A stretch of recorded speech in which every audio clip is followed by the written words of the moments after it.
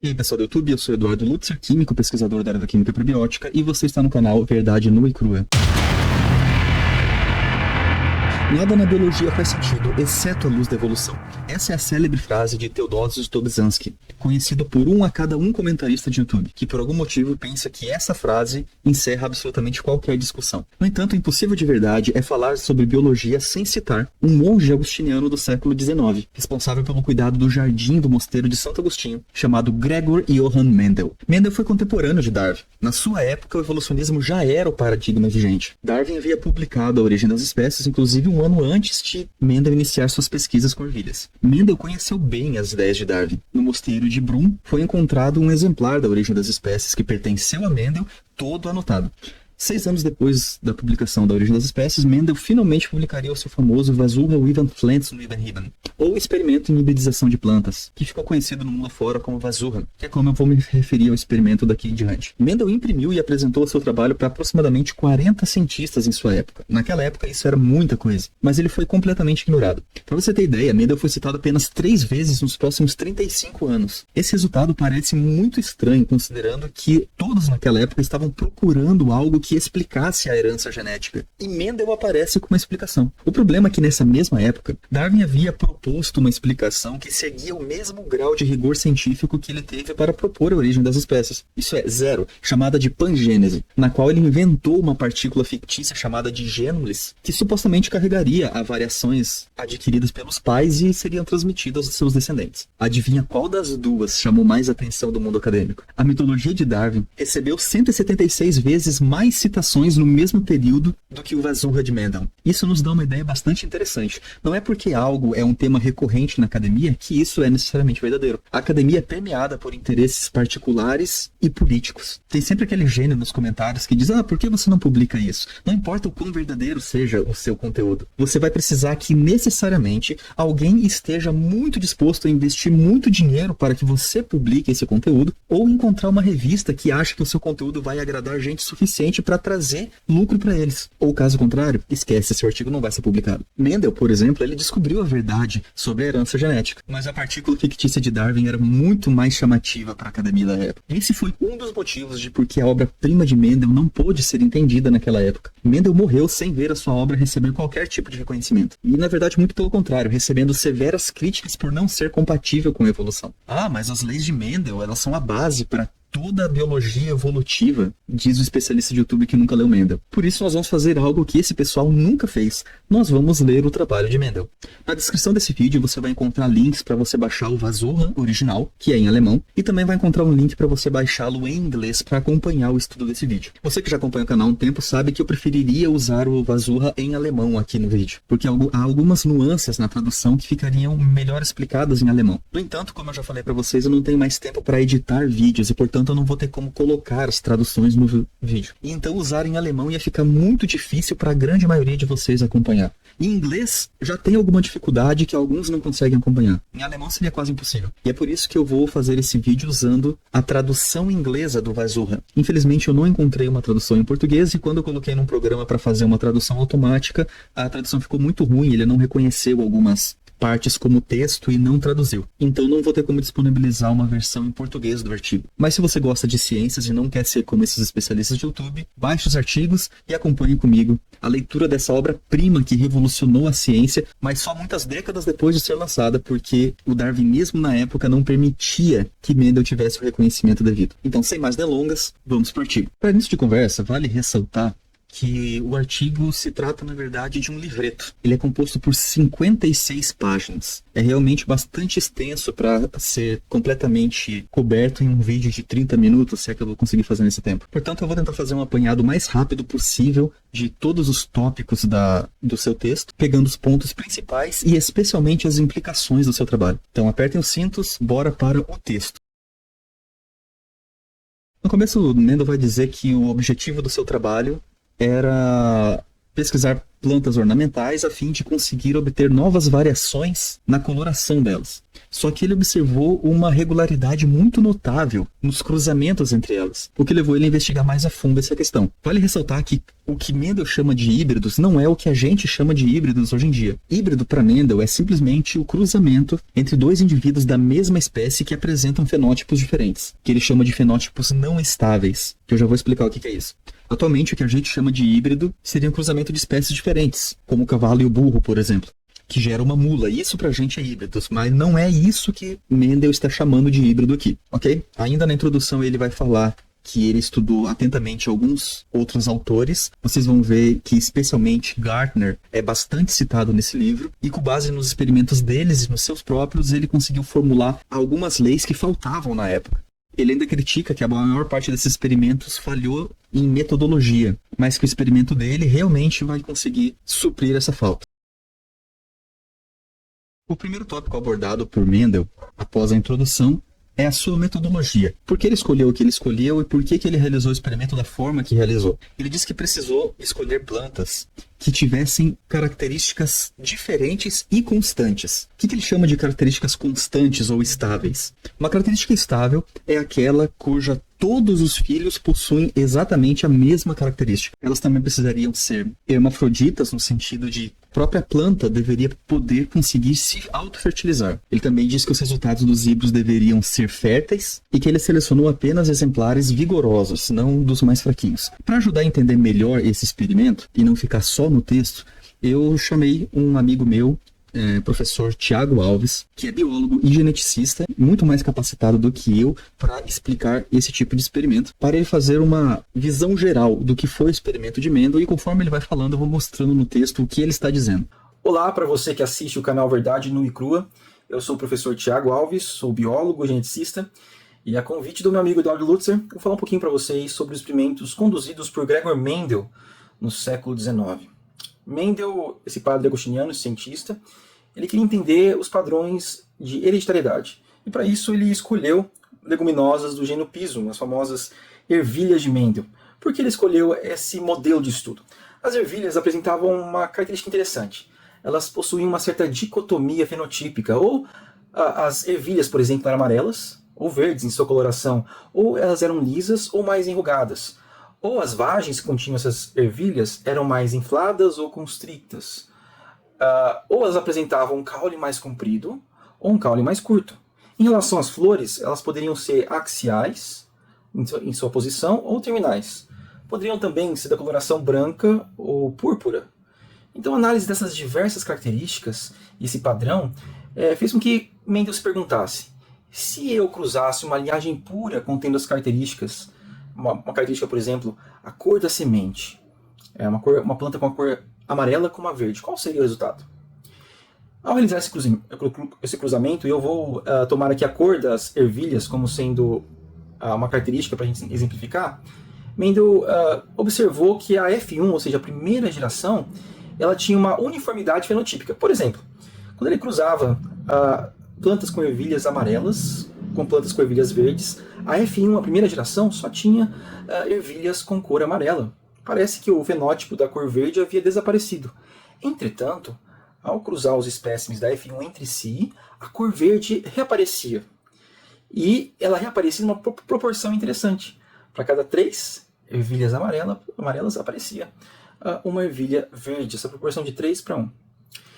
Dessa forma, Mendel percebeu que as características eram determinadas por 2 fatores. Hoje nós sabemos que esses fatores de Mendel são o que nós chamamos de alelos, ou seja, versões do gene, que na época Mendel chamava de fatores. Ele observou que na formação dos gametas esses fatores se segregavam de forma independente. Então essa observação foi muito importante para determinar o princípio da hereditariedade, a primeira lei de Mendel.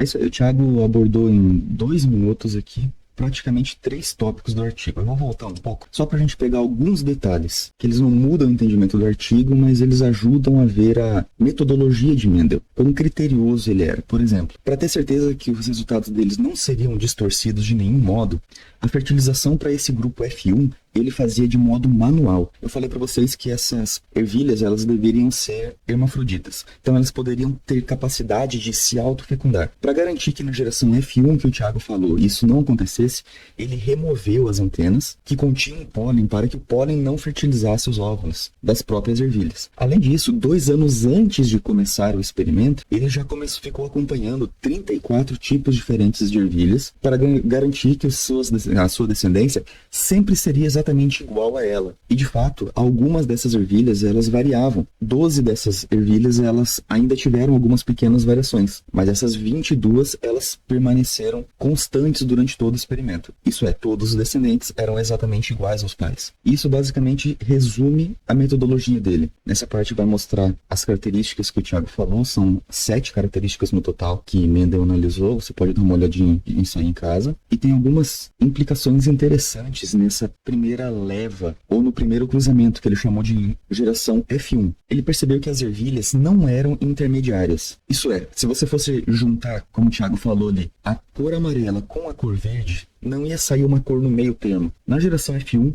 todas as ervilhas saíram exatamente igual um dos pais, que no caso é o pai amarelo, com caule grande, semente lisa e por aí vai. Todas, sem nenhuma exceção. Essas características que sobressaíram na primeira geração, ele chamou de dominante, enquanto as características que desapareceram, ele chamou de recessivo. E isso aqui mais tarde ficou conhecido como primeira lei de Mendel. Um ponto interessante que chama atenção é que Mendel mostra que os híbridos dessa primeira geração, eles poderiam ter características até mais acentuadas do que o próprio pai dominante. Ele usa como exemplo aqui híbridos entre espécies com haste de 1 pé de altura e 6 pés de altura, sem nenhuma exceção, poderiam formar híbridos entre 6 pés de altura e 7 pés e meio, mas nunca com um pé como o pai recessivo. Isso é, eles poderiam ser até um pouco maiores. E só para ficar mais simples de entender, com o conhecimento que nós já temos de Mendel, o que Mendel fez aqui foi basicamente o seguinte: ele fez 7 experimentos diferentes, cada um analisando um único fenótipo, como, por exemplo, o tamanho da haste, cor do grão, casca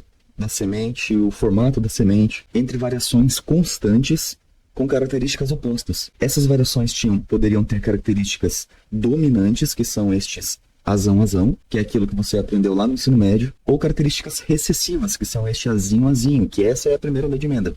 E ao cruzar as duas características, os resultados foram 100% azão-azinho. Qualquer cruzamento que você fizer aqui vai resultar no mesmo azão-azinho. E é por isso que todos os descendentes, sem nenhuma exceção, eles vieram com as características do pai dominante. Então, nesse caso, a presença de qualquer azão, qualquer A maiúsculo, indicaria o fenótipo do dominante, que no caso aqui seriam a coloração amarela, a semente lisa, a haste grande. Então, para os 7 experimentos, essa primeira geração teve o exato mesmo fenótipo dos pais que traziam o fenótipo dominante. Isso resume a primeira geração, ou chamada de geração F1.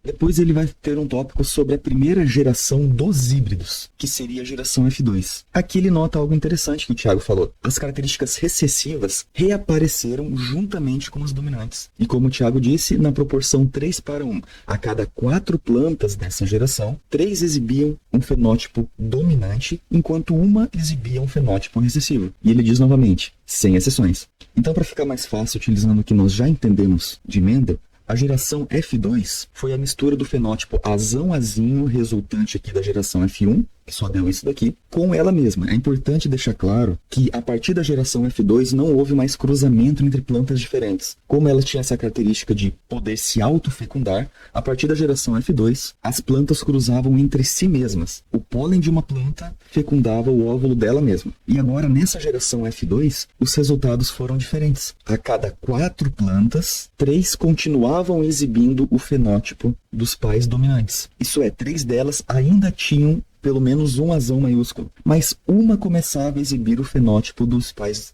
recessivos. E só para deixar claro essa coisa de azão-azão, azinho-azinho, azão-azinho, ele vai gastar bastante páginas depois desenvolvendo essa metodologia para visualização. Aqui a gente já está adiantando as coisas. Aqui é só uma forma mais clara de ver isso que ele está explicando com palavras. Isso é, a cada 4 plantas, 3 eram amarelas, uma era verde. 3 eram compridas, uma era curta. 3 tinham semente lisa, uma tinha semente rugosa. E assim com todas as 7 características. E nessa parte, Mendel fala o seguinte, uma frase curta, direta e aparentemente sem motivo. Formas transicionais não foram observadas em qualquer experimento. Mendel quis deixar isso aqui muito claro por um motivo bem simples. Formas transicionais era exatamente o que os darwinistas estavam procurando. Esse é um dos assuntos mais falados por Darwin em Origem das Espécies. E não são poucas vezes, não.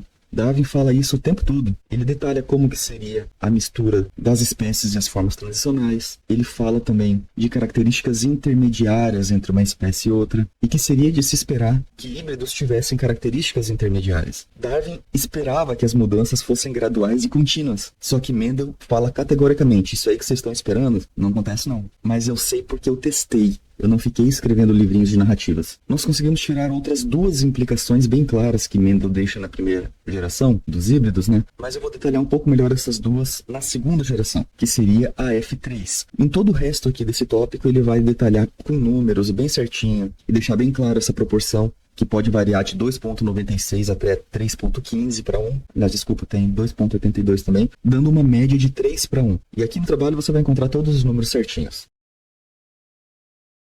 Foi com essa segunda geração de híbridos, ou geração F3, que Mendel conseguiu encontrar alguns padrões. Só para deixar claro, esses aqui são frutos da autofecundação da geração F2. Aí ele descobre que todas aquelas ervilhas que apresentaram características recessivas na geração F2, elas não variaram mais essas características. Todos os descendentes dos fenótipos recessivos da geração F2, 100% deles continuaram recessivos, que é basicamente isso daqui.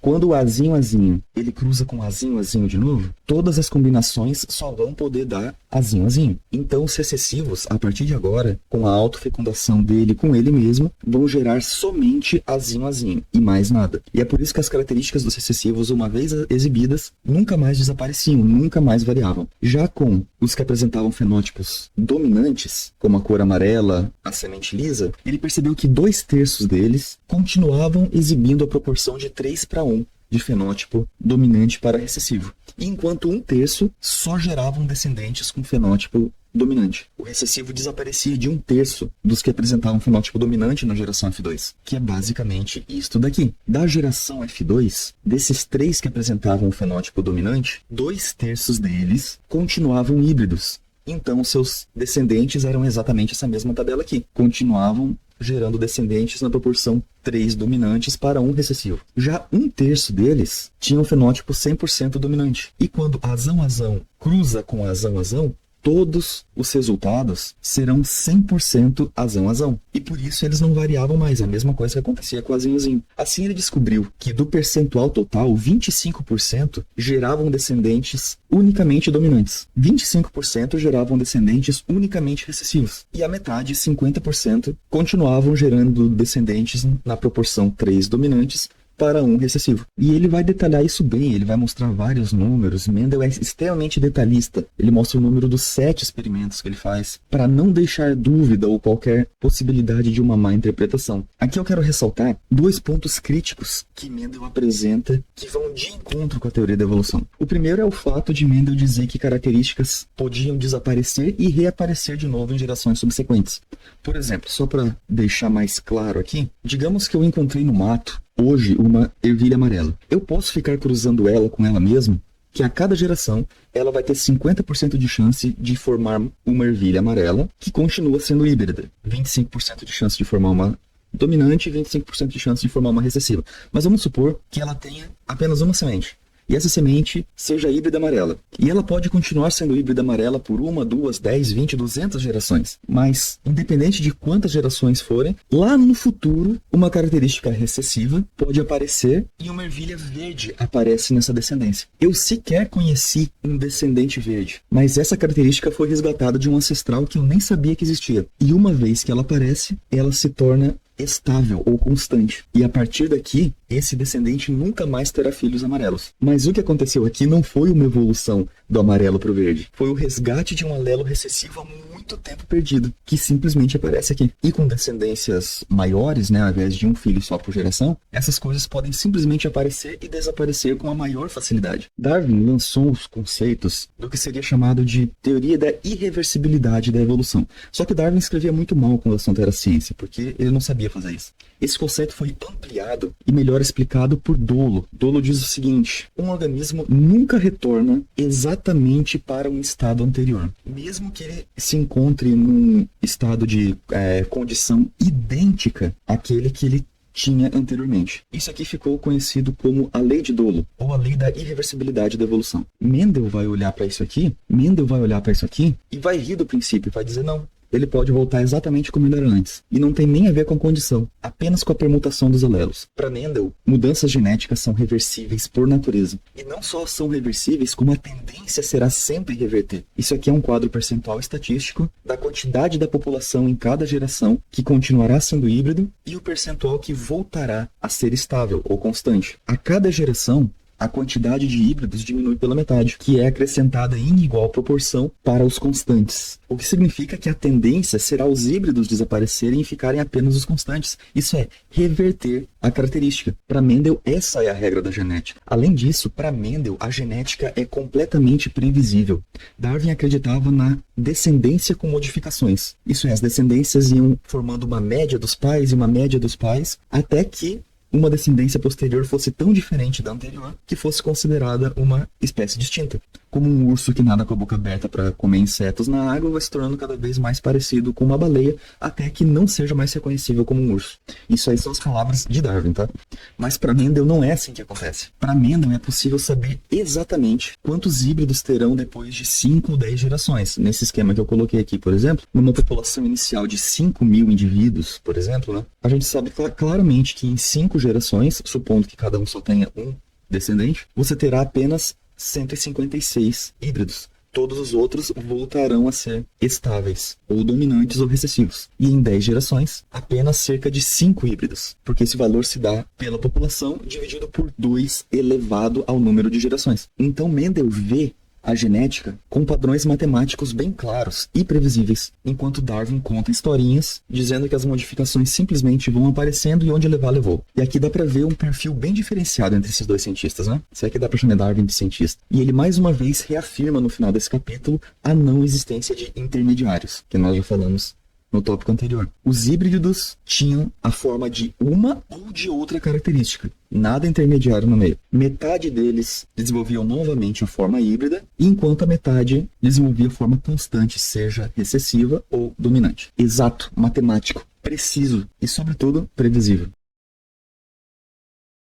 No tópico aqui das gerações subsequentes, ele vai fazer todo o desenrolar teórico, onde ele vai propor os azuis e os azinhos, que nós já estamos fazendo uso aqui para ficar mais fácil. Aí você imagina o pessoal aqui no século XIX tentando entender isso aqui do zero. E aqui ele reafirma e confirma as observações de Gardner de que a tendência é que a espécie volte à estabilidade, ou dominante ou recessiva, que é aquilo que nós já falamos no tópico anterior, sem formas intermediárias. E ele vai construir, inclusive, a mesma tabelinha que eu construí aqui, só que eu usei percentuais para ficar mais fácil, enquanto Mendel ele usa números absolutos. Não sei se você já está percebendo por que foi tão difícil de Mendel ser aceito. Ele é muito preciso. Ele é praticamente o antônimo de Darwin, que enquanto Darwin descrevia a biologia como uma forma de narrativa, contando uma historinha, Mendel diz, não, é preto no branco. É o sim, sim, não, não. A biologia é quantitativa, ela é previsível, ela é reproduzível, ela é matemática e ela não tem intermediários. E isso aqui foi um balde de água fria para os naturalistas darwinistas daquela época. Essa parte conclui a parte mais simples do estudo de Mendel.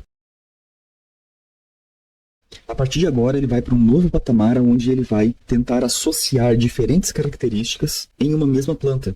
Ao invés de verificar só cor, só tamanho da haste, só forma da semente, agora ele vai tentar interligar mais características, como explica o Dr. Tiago Alves novamente. Mendel também quis analisar como as características se relacionavam entre elas. Será que, por exemplo, toda vez que uma ervilha fosse amarela, a flor, por exemplo, seria púrpura? Será que havia uma relação entre diferentes características fenotípicas? Elas eram herdadas em conjunto, por assim dizer? Então, dessa forma, Mendel passou a analisar mais de uma característica nesses cruzamentos. E ele observou que essas características não estavam ligadas nessa herança, elas se segregavam também de forma independente.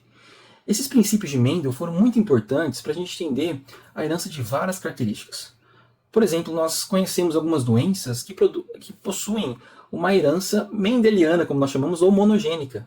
Por quê? Porque as características de Mendel, elas são monogênicas. Isso facilitou, obviamente, as análises. Então, cada uma das características citadas, a informação genética por detrás delas está presente em apenas um gene, com 2 alelos distintos, que na época de Mendel ele chamava de fatores. Então isso facilitou as conclusões de Mendel. E nós temos alguns padrões, algumas heranças, algumas doenças, por exemplo, que seguem esse padrão monogênico. Exatamente isso. Para detalhar um pouco mais, nessa parte do estudo ele vai cruzar algumas características. Para isso ele prepara 2 experimentos, com uma grande quantidade de plantas. No primeiro experimento, ele vai comparar a forma da semente, isso é, se ela é lisa ou rugosa, com a cor do álbumen, isso é, a cor do grão. Já no segundo experimento, ele vai comparar a forma da semente, a cor do grão e a cor da casca da semente. E ele diz que, tanto no primeiro quanto no segundo experimento, eu vou abordar aqui só o primeiro, o segundo deu os mesmos resultados, tá? E ele diz que a primeira geração inteira, a geração F1 de novo, se pareciam exatamente como os pais dominantes nas 2 características.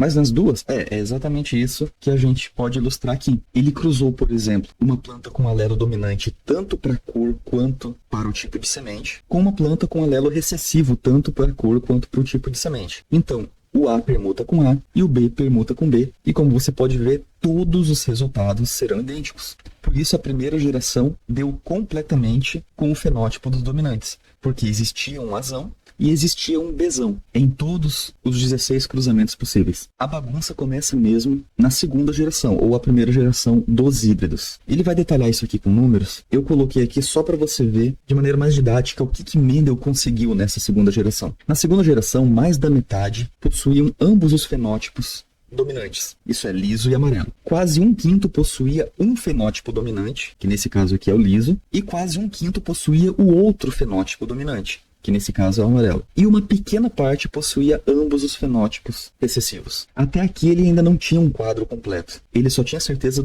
do primeiro fator que aparecia em cada um dos fenótipos. Mas quando ele cruzou isso para formar a F3, aí ele conseguiu completar o quadro dele. Aqui, a presença de qualquer letra maiúscula indica o fenótipo dominante para aquela característica. Então, por exemplo, qualquer A maiúsculo significa uma semente lisa. E qualquer B maiúsculo significa coloração amarela. 2 letras iguais significa uma característica contínua ou estável. Isso é, azão, azão, bezão, bezão, significa que esse indivíduo ele é dominante tanto para a coloração, que é amarela, quanto para a semente, que é lisa. Esse indivíduo é dominante para a semente lisa, mas recessivo para a coloração, que é verde. Mas esses 4 aqui do meio, que é o cruzamento de um alelo com ele mesmo, são todos características estáveis ou contínuas. Todos os outros que têm um duplo de alguma letra, como nesse caso aqui, ele tem uma característica estável, que é a coloração amarela nesse caso aqui. Aqui é a semente lisa. E a outra característica é híbrida. E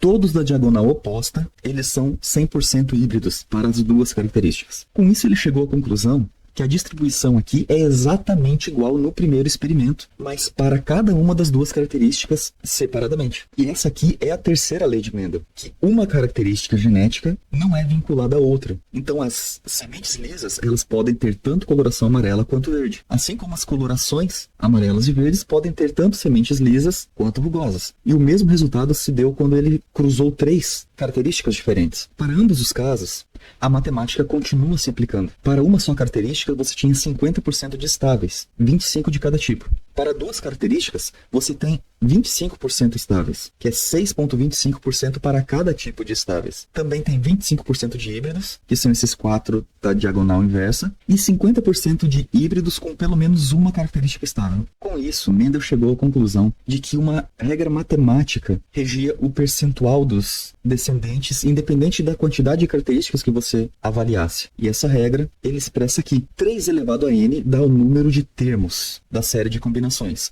4 elevado a n é o número de indivíduos dessa série, e 2 elevado a n é o número de uniões que permanecem constantes. O que significa isso? Se nós adotarmos n como número de fatores, ou as características que você está tentando cruzar, 2 elevado a n são os fatores constantes. Isso é, se eu quero 2 características, 2 ao quadrado, são 4. O que são esses fatores constantes? Na hora de você preencher a tabela, essa diagonal dos constantes terá 4 combinações, que também podem ser entendidas por 4 tipos de alelos diferentes, quando eles cruzarem entre si. Isso é expresso por 2 elevado ao número de características que você está comparando. O que são os termos? 3 elevado a n, que seria 3 ao quadrado, simboliza então 9 termos. 9 termos são a quantidade de combinações possíveis sem repetição. Então, nesse quadro, por exemplo, você vê que Azão, Azinho, Bezão, Bezinho se repete 4 vezes, mas ele é um termo só. Ele vai aparecer aqui uma única vez. Essa é a quantidade de termos. E indivíduos, que 4 elevado a n, que é 4 ao quadrado, que também pode ser expresso pela constante ao quadrado, aqui independe da quantidade de características, ele será o número total de combinações, ou a soma das vezes que cada termo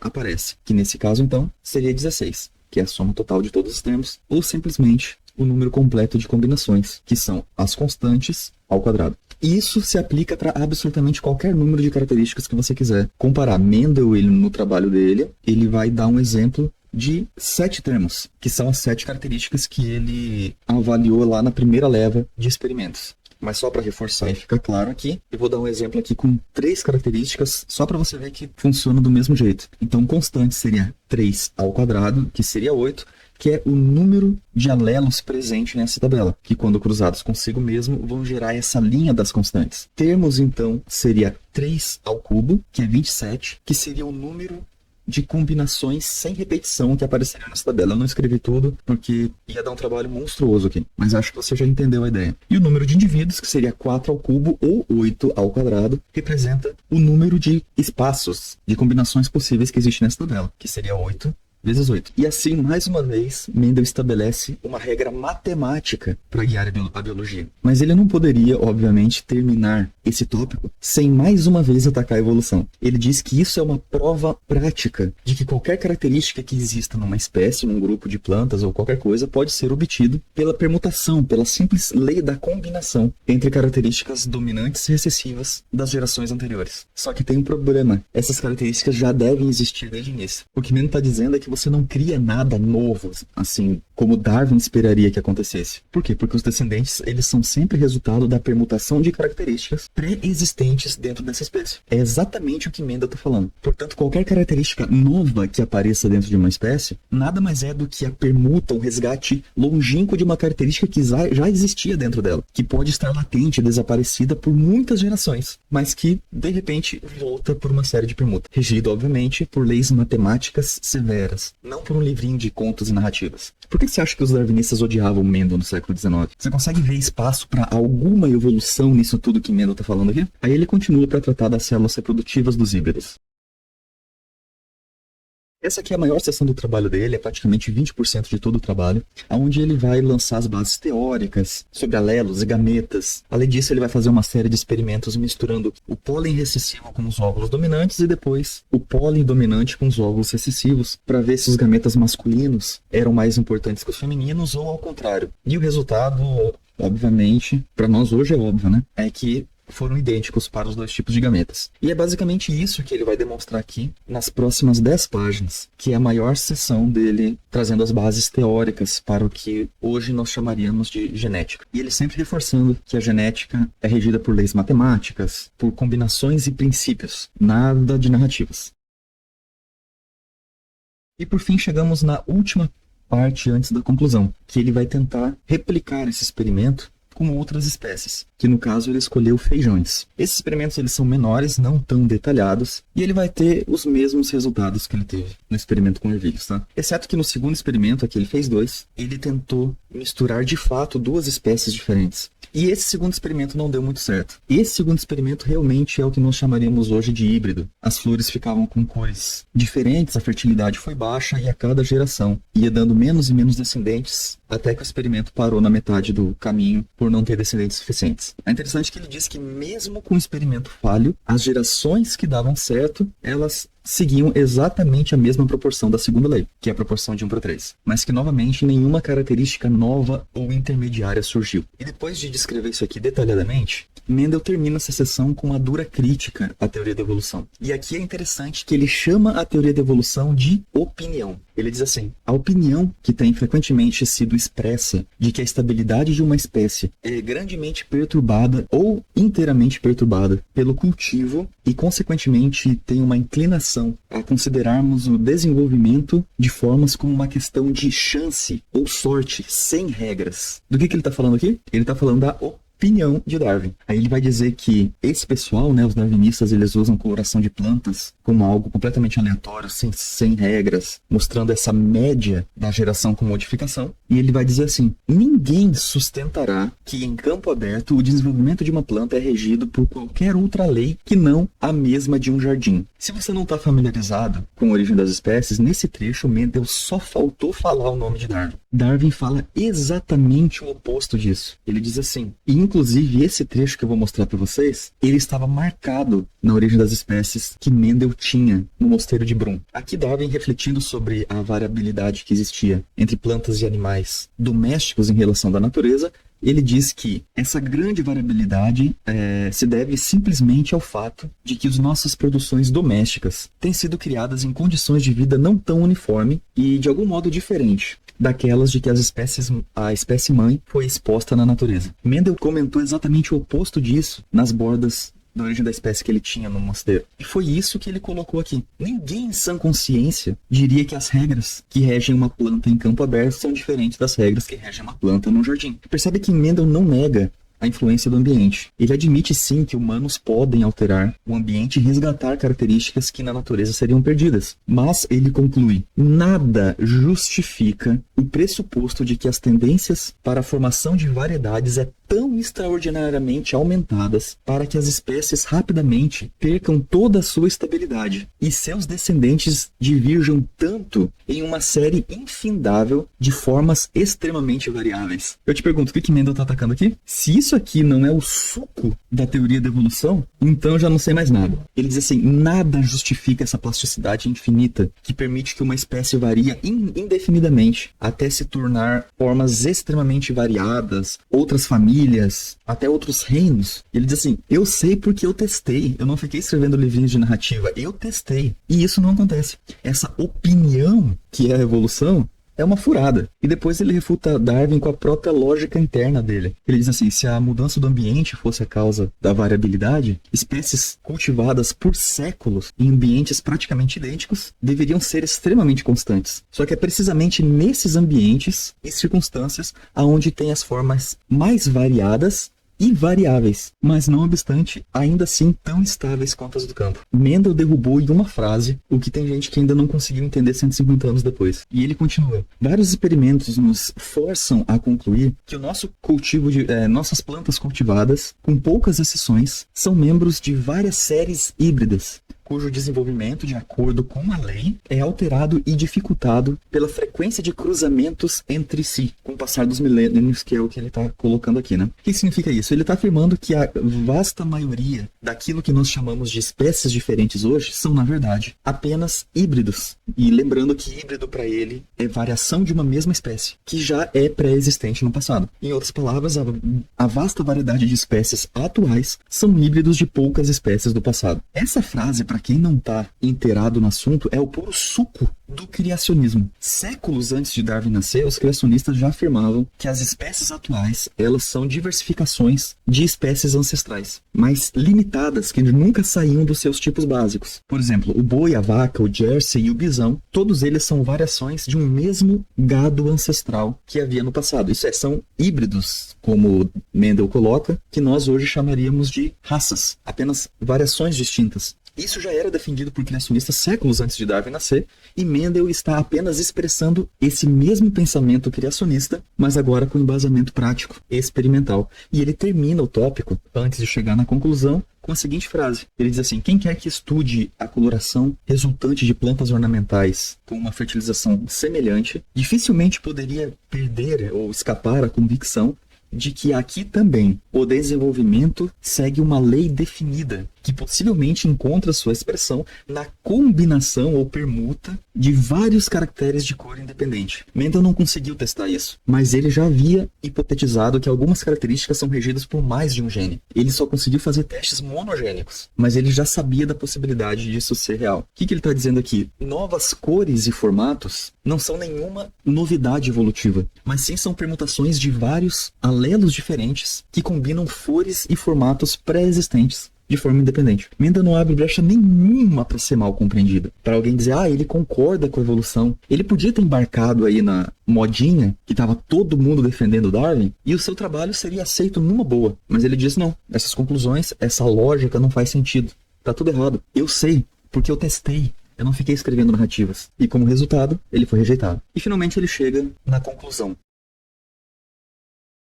Na conclusão, ele vai se basear bastante no trabalho de Gärtner, que só por curiosidade significa jardineiro em alemão, e ele vai repetir os conceitos que ele já apresentou, como por exemplo, que os híbridos revertem para suas formas constantes. Ele também fala aqui, que novas formas são na verdade híbridos estáveis com características misturadas das espécies anteriores, mas que mesmo essas formas elas seguem leis fixas e constantes e dentro dos seus próprios limites. Plantas só vão gerar plantas e do mesmo tipo de plantas que ela. Não existe esse negócio de salto entre famílias. Você não vai ver um cachorro virando um gato, um cavalo ou qualquer coisa diferente disso. Cachorros sempre serão só cachorros. E aqui tem uma provocação bem clara ao darwinismo novamente, antes de terminar a conclusão. Ele vai mostrar um trabalho de Gardner aonde ele consegue transformar uma espécie A numa espécie B. Aí como é que ele faz isso? Ele poliniza o óvulo de A com o pólen de B e depois poliniza os híbridos com o pólen de B de novo. Depois ele seleciona só aqueles que têm a aparência do B e poliniza com o pólen de B de novo. E faz isso continuamente até que os descendentes sejam exatamente como o B constante. E com este processo, você consegue transformar A em B. Isso aqui parece ser uma gozação clara com a evolução. É tipo assim, Darwin, você está querendo saber como que uma espécie se transforma em outra? Eu sei como. Vem cá, é matemática básica, eu te ensino isso. Você permanece fertilizando a espécie A com os gametas de B. E vai fazendo isso até que a espécie A se transforme numa espécie B constante. Só que essas espécies já precisam ser relacionadas e ambas já devem existir. Porque isso aqui é vida real. Não é conto de fadas. Aí ele termina, recapitulando especialmente a segunda e a terceira lei, ele dá umas pinceladas na primeira lei também, e a conclusão dele, o parágrafo final, é a coisa mais impressionante que tem. Ele diz assim, Gardner, pelos resultados desse experimento de transformação, que é o que eu acabei de mostrar aqui para vocês, foi levado a se opor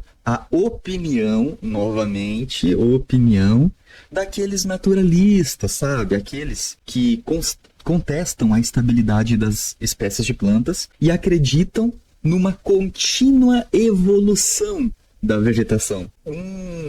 Quem será que são esses naturalistas que dizem, não, as plantas não são estáveis, os seres vivos não são estáveis, eles podem simplesmente continuar evoluindo até se tornar outras coisas. Quem será que acredita nisso? E ele diz assim, ele percebeu, o Gardner, percebeu nessa transformação completa de uma espécie em outra, uma prova indubitável de que as espécies são fixas dentro de limites além dos quais não podem ser alterados. E como se não bastasse, ele vai dizer assim, dentro das espécies que foram cultivadas experimentalmente, ele vai falar quais são as espécies e os seus híbridos dessas espécies, nenhum deles perderam nada da sua estabilidade após 4 ou 5 gerações. Aí eu me pergunto, como é que alguém em sã consciência pode ler isso, que as espécies são fixas dentro de limites além dos quais não podem ser alterados, e chegar a conclusões assim? Ele falou que não existe teoria da evolução e sim hipótese da evolução.